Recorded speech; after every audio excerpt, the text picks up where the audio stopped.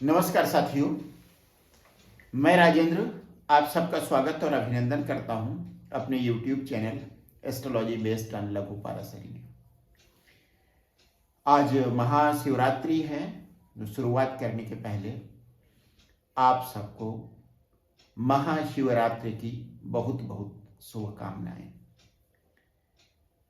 और आज ही के दिन के अनुरूप एक प्रसंग पहले मैं ले रहा हूं, शिव पार्वती विवाह का।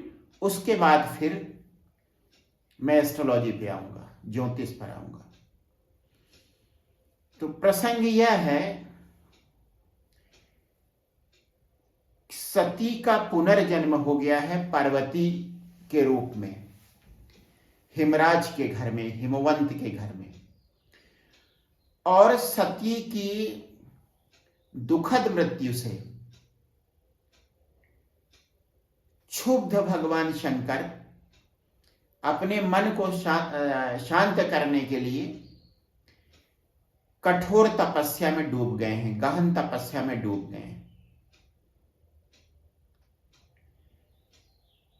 अब आगे का प्रसंग मैं आपको सुनाता हूं। सती का जन्म पार्वती के रूप में हो चुका है। पार्वती जी विवाह की उम्र की हो रही हैं और उसी समय नारद जी हिमराज के यहाँ, हिमवंत के यहाँ आते हैं। नारद जी बहुत अच्छे ज्योतिषी थे। तो हिमवंत और उनकी पत्नी दोनों जन्म पत्रिका लाती हैं पार्वती जी की और कहती हैं कि आप इस कन्या का वैवाहिक सुख देखिए और यदि संभव हो, आपके ध्यान में हो, आपके ज्ञान में हो कोई वर इसके लिए उचित वर, तो वह भी बताइए। अब नारद जी क्या बताते हैं हिमराज से, क्या कहते हैं हिमराज और उनकी पत्नी से।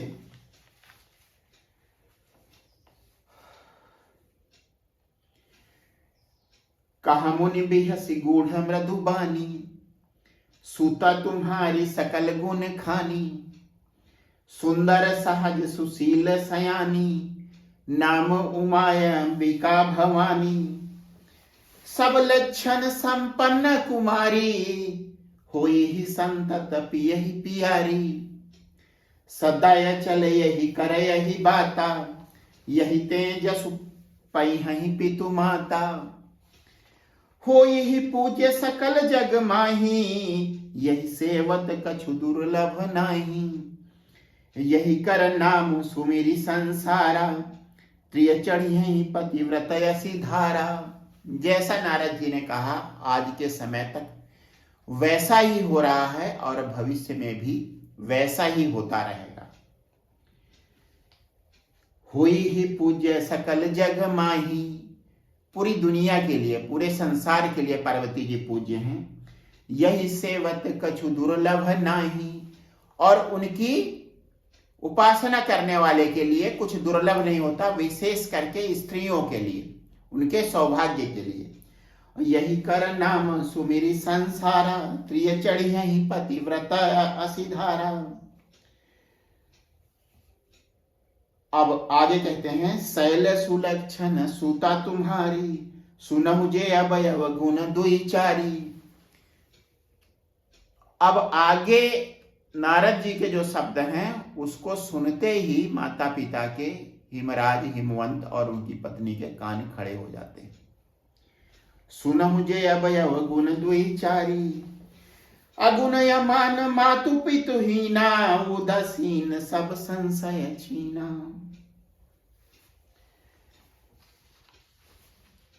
जोगी जटिल काम मन, नगनय मंगल बेस।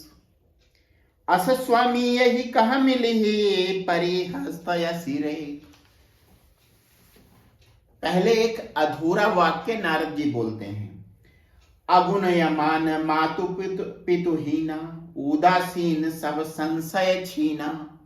गुणहीन, सम्मान रहित, माता पिता से रहित, बिना माता पिता के, उदासीन,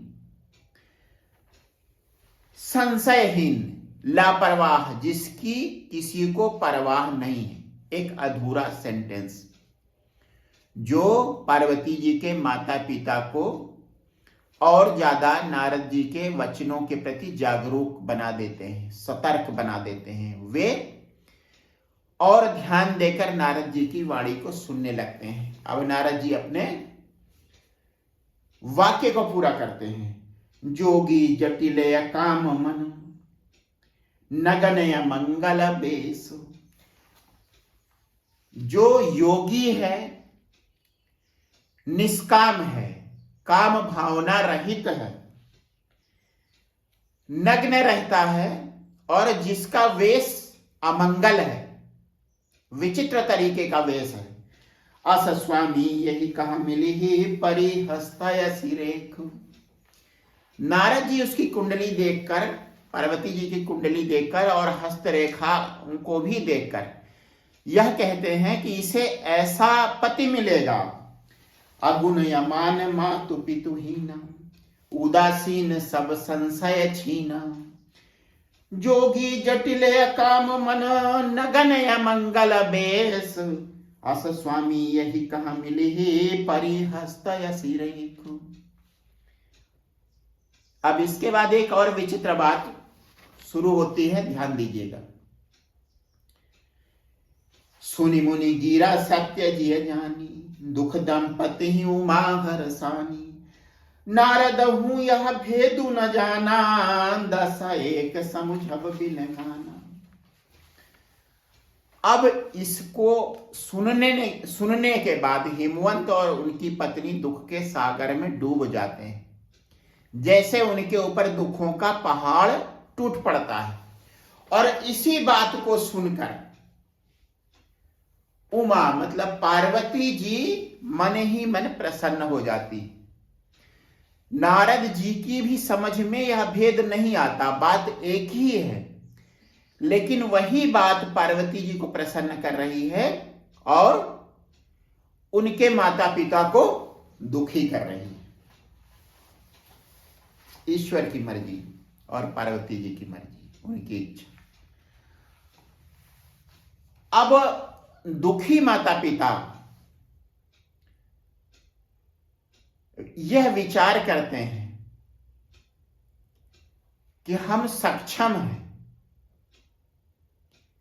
क्यों न कोई योग्य वर देखकर इसका विवाह कर दिया जाए, क्योंकि ऐसे व्यक्ति के साथ विवाह करने से अच्छा है कि हमारी कन्या कुंवारी ही रह जाए, उसका ब्याह ही ना हो।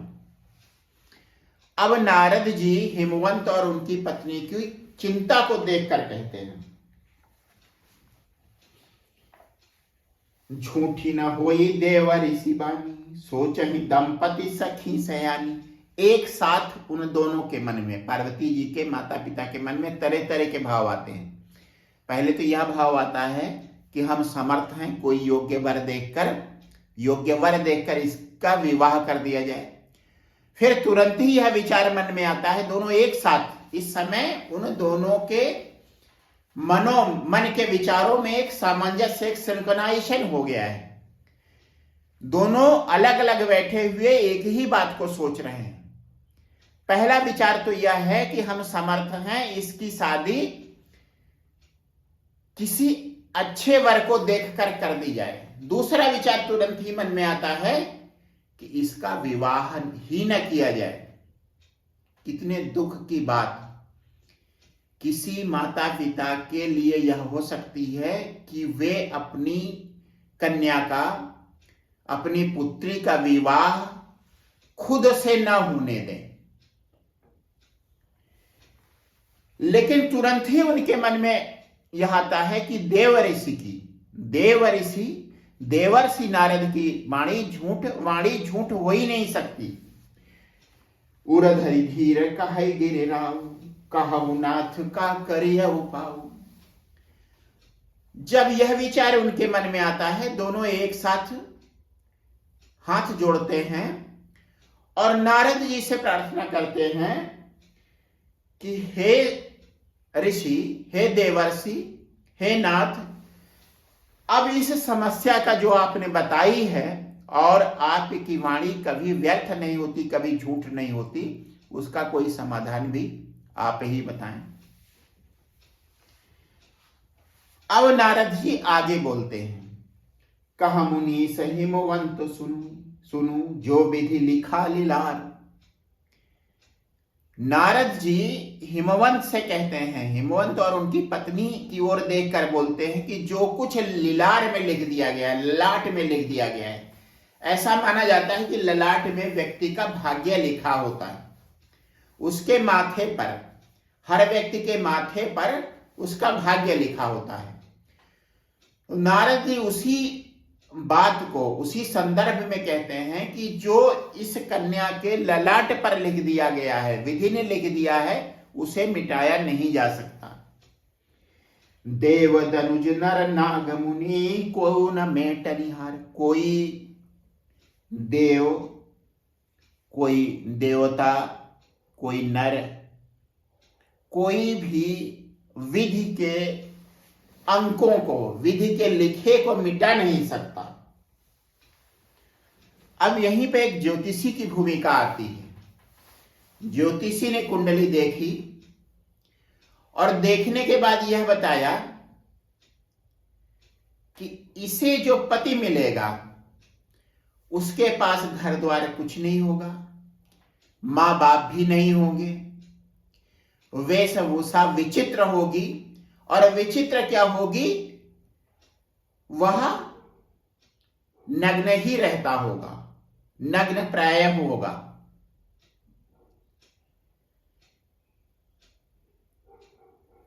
इसके बाद बात आती है कि क्या ये कोई समाधान हो सकता है।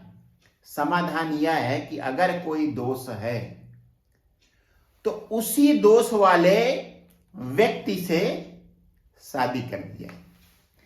यदि किसी कन्या के, किसी स्त्री के, किसी लड़की की कुंडली में कोई दोष है तो उस दोष वाले पुरुष से, व्यक्ति से, लड़के से लड़की की शादी कर दी जाए।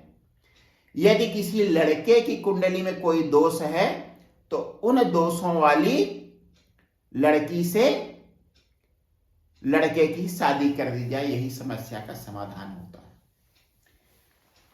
इसे नारद जी के शब्दों में मैं आपको सुना रहा हूं। तदपि एकमय कहम उपाई, तदपि एकमय कहम उपाई, होई करय जव दैव सहाई। एक उपाय मैं बता रहा हूं, उसे आप कोशिश करके करने की कोशिश करिए। अगर ईश्वर सहायक होगा तब उस उपाय से काम बन जाएगा। जस बरु मैं बरन्यो तुम पाई, मिली मही तस संशय नाही। यदि आप वह उपाय करोगे और ईश्वर चाहेगा, ईश्वर साथ देगा, तब काम बन जाएगा। और इस कन्या को, पार्वती जी को ऐसा वर मिल जाएगा जो ठीक उसी तरीके का होगा जैसा पार्वती जी की कुंडली में उसके वर के बारे में लिखा गया है। जे जे बर के दोष बखाने, और ते सब शिव पहि मैं अनुमानी। जौ विबाहु शंकर सन हुई, 200 गुण सम कह सब कोई। जो जो दोष मैंने इसकी कुंडली में देखकर इसके पति, संभावित पति के बताए हैं, वे सारे दोष शिव में भी हैं। आगे वह कहते हैं, जव विबाहु शंकर सन हुई। यदि शिव से विवाह होता है, 200 गुण सब कह सब कोई, तो जो उनके दोष हैं वे भी गुण बन जाएंगे, उन्हें भी दुनिया गुण मान लेगी। आगे की लाइनें उसी अपनी बात को जोर देने के लिए नारद जी कहते हैं, जवय ही सेज शयन हरि करहि, बुध कछु तिन कर दोष न देहि। भानु कृषानु सर बरस खाई, और तिन कहा मंद कहत को नाही। शुभ अरु अशुभ सलिल सब बहाई, सुरसरी को अपुनीत न कहाई, समर्थ कहूँ नहीं दोषु गोसाई, रवि पावक सुरसरी की नाई। अपनी बात पर जोर देने के लिए नारद जी कहते हैं कि जितने दोष पार्वती जी की कुंडली में इनके होने वाले पति में होंगे, ठीक वही सारे दोष भगवान शंकर में हैं, शिव में हैं। लेकिन जब व्यक्ति समर्थ होता है, शिव होता है, शिव जैसा सामर्थ्य उसमें होता है, तो उसके गुण भी दोष बन जाते हैं। जैसे विष्णु सर्प सैया पर लेटते हैं लेकिन कोई दोष नहीं देता। गंगा जी में पवित्र अपवित्र शुद्ध अशुद्ध सब कुछ बहता है, लेकिन गंगा जी अपवित्र नहीं होती, उन्हें अपवित्र नहीं माना जाता। इसी तरह से सूर्य और अग्नि सबको भस्म कर देती हैं। जो भी अच्छा या खराब होता है सब कुछ भस्म हो जाता है सूर्य और अग्नि में, लेकिन उनका कोई दोष नहीं होता। इसीलिए यदि विवाह शिव से हो जाए तो बावजूद इसके कि वे सारे दोष उनके अंदर हैं, जो पार्वती जी के होने वाले पति में होंगे, शिव को कोई दोष नहीं देगा, उनके दोष भी गुण बन जाएंगे। अब बात आती है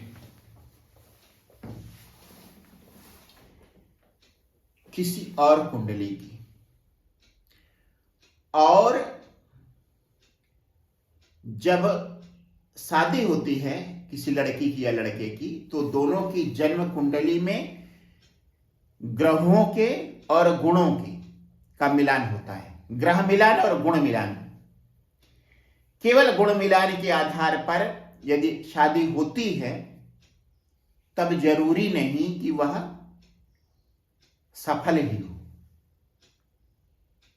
और ज्यादातर शादियां, ज्यादातर विवाह केवल गुण मिलान के आधार पर होते हैं, लेकिन गुण मिलान के पहले ग्रह मिलान आवश्यक है। गुण मिलान के लिए काफी कुछ जानकारी आप सबको है ही। 36 गुण होते हैं, जिसमें से कम 18 से 28 के बीच मिलता है तो अच्छा माना जाता है। और विद्वान ज्योतिषियों की यह राय है कि 28 से ज्यादा मिलना थोड़ा कम ठीक होता है। दोनों का स्वभाव इस तरह से मिल जाता है कि उनका अपना अस्तित्व समाप्त हो जाता है और उनके बीच एक अलौकिक प्रेम होता है, एक दिव्य प्रेम हो जाता है। भगवान राम और सीता जी के बीच ऐसा ही प्रेम था।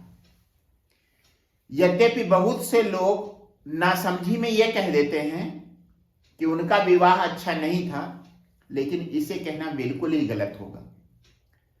जिस तरह से 36 गुण मिलते थे, उसी तरह से राम और सीता वैचारिक स्तर पर मिलते थे।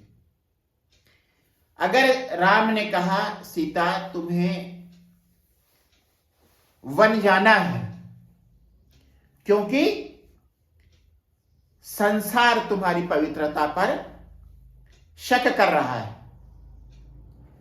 सीता जी बिना कुछ सोचे समझे, क्योंकि जो राम का विचार है वह सीता का विचार है, जो सीता का विचार है वह राम का विचार है।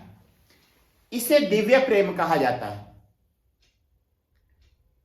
और जब दिव्य प्रेम होता है तब उसकी दिव्यता ही प्रमुख हो जाती है। मानवीय संबंधों की कोई आवश्यकता नहीं होती। लेकिन हम जिस संसार में रहते हैं उसमें मानवीय संबंधों की आवश्यकता भी होती है। इसीलिए ऐसा विद्वान ज्योतिषी कहते हैं कि जो गुण मिलान हो, गुण 18 से 28 के बीच मिले। नहीं तो इस तरह से अगर राम और सीता की तरह 36 गुण मिलेंगे तो वह अलौकिक प्रेम होगा, दिव्य प्रेम होगा। एक तरह से कहें पंचम भाव, सप्तम भाव और द्वादश भाव, प्रेम का भाव, विवाह का भाव और शय्या सुख का भाव, उनके बीच इस तरीके का तारतम्य हो जाए कि एक दिव्यता हो जाए, कैसा भी हो वह, उसमें वो दोनों पूर्णता को महसूस करें। तो ऐसा था शिव और सती का भी विवाह इसी तरीके का था, शिव और पार्वती का विवाह भी इसी तरीके का था। शिव और सती के बीच एक बार मत भिन्नता हुई थी अवश्य, और इसीलिए पार्वती जी हमेशा सतर्क रही। उन्होंने वैसी विचार भिन्नता कभी होने नहीं दी। इसीलिए हम शिव और सती के बजाय शिव और पार्वती के संबंधों की, वैवाहिक संबंधों की बात करते हैं, उसे आदर्श मानते हैं। और ऐसा ही वैवाहिक संबंध सीता और राम के बीच था, दिव्य प्रेम, अलौकिक प्रेम। इसलिए उस पर कोई प्रश्न उठाना ठीक नहीं होता। अब हम आ जाते हैं वर्तमान दुनिया में। एक मैं लग्न ले रहा हूं, एक जन्म कुंडली है। मान लेते हैं कि यह लड़की की जन्म कुंडली है, वृष लग्न की। सप्तम भाव में मंगल और शुक्र विराजमान है, लड़की की कुंडली है, और सप्तम भाव में मंगल और शुक्र की युति है। मंगल इस कुंडली का सप्तमेश है और शुक्र इस कुंडली का लग्नेश है। केंद्र त्रिकोण योग। ऐसे ही विवाह की सफलता को परिभाषित करने वाला योग। ये तो हुआ जन्म कुंडली के हिसाब से। अगर यहीं पर मिथुन लग्न होगी और मंगल यहां पर बैठा होगा, तब बात बिल्कुल अलग हो जाएगी। ध्यान रखिएगा, किसी भी ग्रह में दो तरीके के गुण होते हैं, एक नैसर्गिक गुण, या हम यह कह सकते हैं कि वह जो फल देता है उसमें दो तरीके के फलों की प्रधानता रहती है, बल्कि तीन तरीके को फलों की।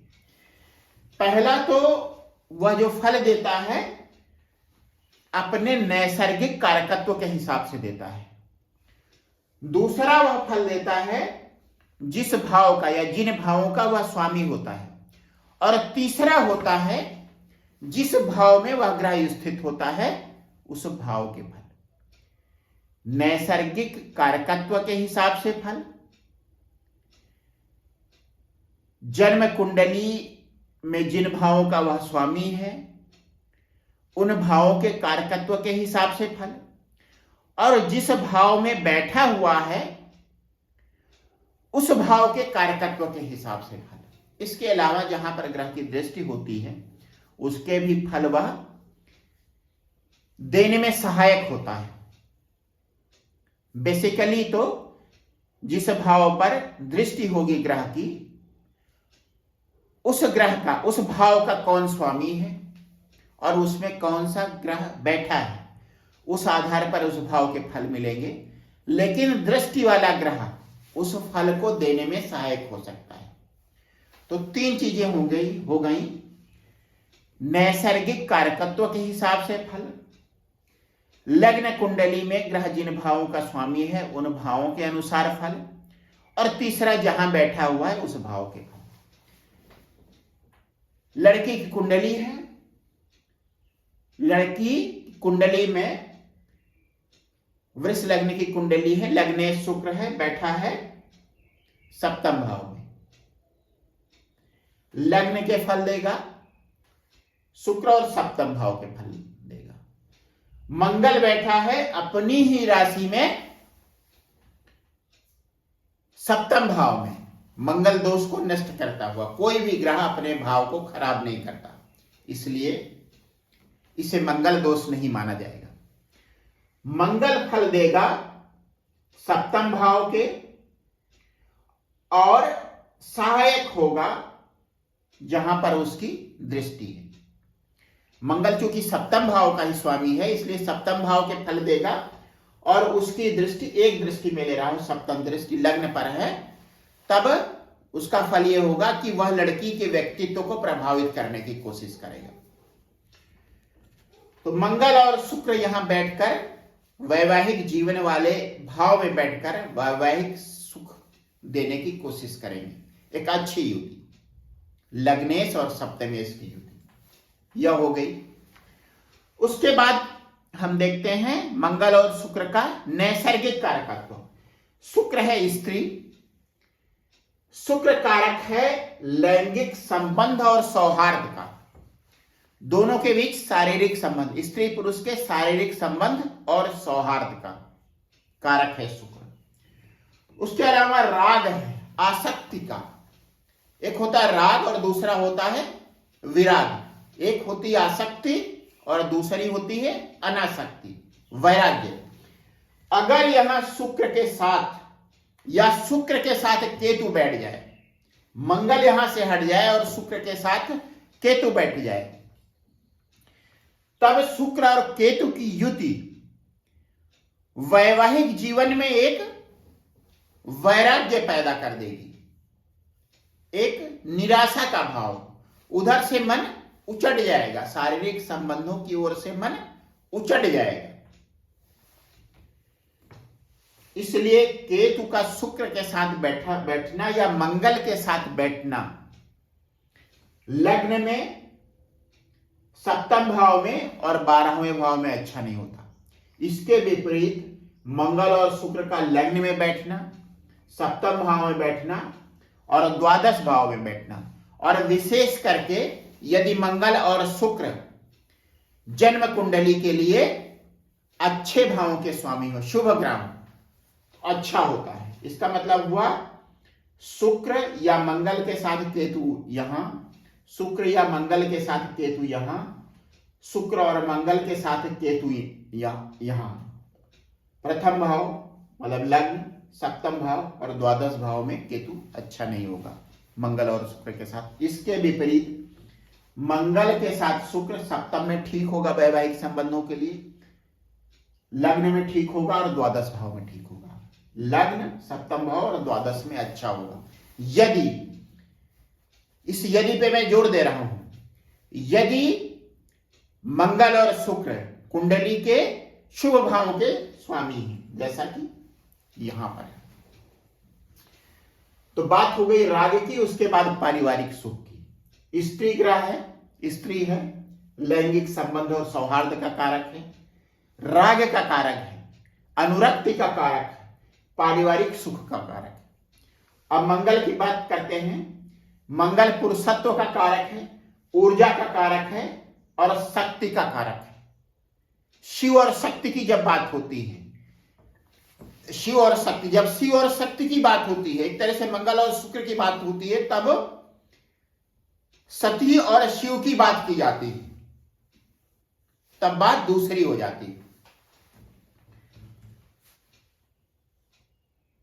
अब ये मंगल और शुक्र की युति से होगा क्या? लैंगिक संबंधों की प्रचुरता हो जाएगी, वैवाहिक संबंध चलता रहेगा, लेकिन उसमें शारीरिक संबंधों की इस कदर प्रचुरता हो जाएगी कि पति और पत्नी का स्वास्थ्य प्रभावित हो सकता है। यह योग यह दिखाता है कि पति और पत्नी दोनों में लैंगिक संबंध की, शारीरिक संबंध की चाह ज्यादा है, और उस चाह को पूरा करने के चक्कर में, पूरा करने के लिए वे शारीरिक संबंधों की अधिकता में इस कदर लीन हो जाएंगे कि उनके स्वास्थ्य प्रभावित हो जाएंगे। अब इसके भी संतुलन क्या कौन पैदा करेगा? गुरु। संतुलित लैंगिक संबंध, लैंगिक संबंध कौन बना रहा है? मंगल और शुक्र। गुरु यहां पर आ जाए तो उसकी सात यहां पर आएगा, सातवीं दृष्टि, आठवीं, नवीं दृष्टि मंगल और शुक्र पर पड़ेगी। अपनी राशि में बैठा हुआ एक बलवान गुरु अपनी नवीं दृष्टि से देख रहा है मंगल और शुक्र को, और इस तरह से उसके आधिक्य, लैंगिक संबंधों के आधिक्य को बैलेंस कर रहा है, समाप्त कर रहा है, समाप्त नहीं कर रहा है, एक अधिकता को समाप्त कर रहा है और बैलेंस, दोनों के बीच एक उचित सामंजस्य स्थापित कर रहा है। गुरु यहां बैठ जाए या गुरु यहां बैठ जाए, ये दोनों ज्यादा अच्छी स्थिति होगी। और गुरु लग्न में बैठ करके अगर इस पर दृष्टि डाले, 3 ऐसे स्थान होंगे जहां से सप्तम भाव पर दृष्टि पड़ेगी। गुरु की 7वीं दृष्टि, यहां से गुरु की 5वीं दृष्टि होगी और यहां से गुरु की 9वीं दृष्टि होगी। अब यह बात हुई लड़की की कुंडली की। लड़के की कुंडली में क्या होगा, यहीं पे आप थोड़ा सा ध्यान दीजिए। यही है, इसको कहेंगे ग्रह मिलान, कुंडली मिलान। यहां मैं बात गुण मिलान की नहीं कर रहा हूं। लड़की शुक्र है, मतलब पूर्ण स्त्री। अब उसका पति कौन है, मंगल है, पूर्ण पुरुष, पुरुषत्व से भरपूर, यह है स्त्रीत्व से भरपूर। तो ऐसी लड़की के लिए लड़का कैसा चाहिए, वृश्चिक लग्न का लड़का चाहिए। मतलब लड़का ऐसा होना चाहिए जिसके लग्न में वृश्चिक राशि आ जाए। और जब वृश्चिक राशि यहां पर आएगी तो सप्तम भाव में वृष राशि आ जाएगी। यहां ध्यान दीजिएगा, कभी भी सप्तमेश और लग्नेश आपस में मित्र नहीं होते। सम संबंध हो सकता है उन लोगों के बीच, लेकिन मित्रता कभी नहीं होती। और मित्रता नहीं होती इसीलिए संबंध चलते रहते हैं, इसीलिए उनको अपोजिट सेक्स कहा जाता है। एक लड़की है तो दूसरा लड़का। तो ये लड़की है वृष लग्न की। अगर संभव हो तो ऐसा लड़का ढूंढा जाए जिसकी लग्न वृश्चिक हो या मेष हो, वृश्चिक ज्यादा अच्छी रहेगी, जिसकी लग्न वृश्चिक हो। उस केस में वृष यहां पर, अगर वृश्चिक यहां पर होगा तो शुक्र यहां पर आ जाएगा और मंगल और शुक्र सप्तम भाव में ही बैठे हों। ध्यान दीजिएगा इस चीज पर। लग्न बदल गई, लग्न दोनों की अपोजिट होनी चाहिए। मतलब जो लड़की की लग्न है उससे सप्तम भाव में जो राशि है वह लड़के की लग्न हो, या इसका अपोजिट यह है कि अगर लड़के की लग्न वृश्चिक है तो लड़की की लग्न वृष हो जाए। मतलब लग्न आपस में ठीक एक दूसरे के अपोजिट हो जाए। एक की लग्न की राशि उसके लग्न में हो जाए और सप्तम भाव की राशि दूसरे की लग्न में आ जाए। ठीक है, लड़की अगर वृष लग्न की है तो लड़का हो जाए वृश्चिक लग्न का, या लड़की अगर वृश्चिक लग्न की है तो लड़का हो जाए वृष लग्न का। एक तो यह हुआ। अब जो युति बने मंगल और शुक्र की, वह सप्तम भाव में ही बने। लग्न दोनों की एक दूसरे के ठीक अपोजिट हुई जा रही है, लेकिन मंगल और शुक्र का जो उसकी स्थिति है जहां पर वे दोनों विराजमान है, वह भाव वही हो, और वह भाव मंगल और शुक्र का बैठना सप्तम भाव में ही हो या फिर लग्न में हो, लेकिन सप्तम भाव ज्यादा उचित होगा। गुरु की दृष्टि, गुरु ऐसी जगह पर हो जहां से दृष्टि डाल सके। मैं इसको समराइज करता हूं। जैसे इस लड़की की शादी होनी है, लड़की वृष लग्न की है, एक ऐसा लड़का मिला जो वृश्चिक लग्न का हो, एक उचित मिलान हो गया लग्न के अनुसार। मंगल और शुक्र लड़की की कुंडली में भी सप्तम भाव में स्थित हैं और लड़के की कुंडली में भी सप्तम भाव में स्थित हो जाए। गुरु की दृष्टि सप्तम भाव में लड़की की कुंडली को भी प्रभावित कर रही हो और लड़के की कुंडली में भी गुरु की दृष्टि प्रभावित कर रही हो, तो यह एक आइडियल मैरिज होगी, शिव पार्वती का विवाह होगा। और इसके बाद फिर देखा जाए, क्या देखा जाए, ग्रह मैत्री, वो भी 18 से 28, जो विद्वान ज्योतिषियों का मत है।